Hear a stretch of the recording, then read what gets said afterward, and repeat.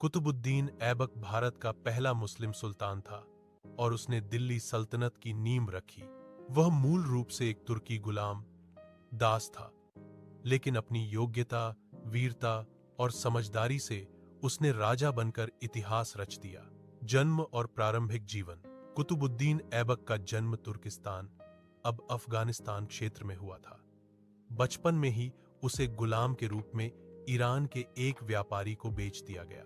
बाद में उसे मोहम्मद गौरी ने खरीद लिया। गौरी उसकी ईमानदारी, वीरता और बुद्धिमत्ता से बहुत प्रभावित हुआ और उसे अपनी सेना में बड़ा पद दिया। गौरी की मृत्यु और ऐबक का राज्य। 1206 में मोहम्मद गौरी की हत्या हो गई। उसके बाद ऐबक ने दिल्ली और लाहौर पर अधिकार कर लिया और खुद को स्वतंत्र शासक घोषित कर दिया। इसी से शुरू हुआ दिल्ली सल्तनत का पहला वंश, गुलाम वंश, स्लेव डायनेस्टी। शासनकाल 1206-1210। राजधानी लाहौर।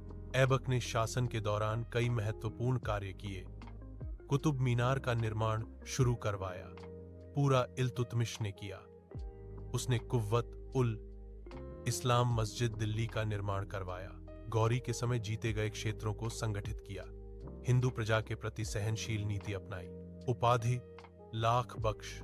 ऐबक को लाख बख्श कहा जाता था क्योंकि वह बहुत उदार था। वह गरीबों, विद्वानों और सैनिकों को खुलकर दान देता था।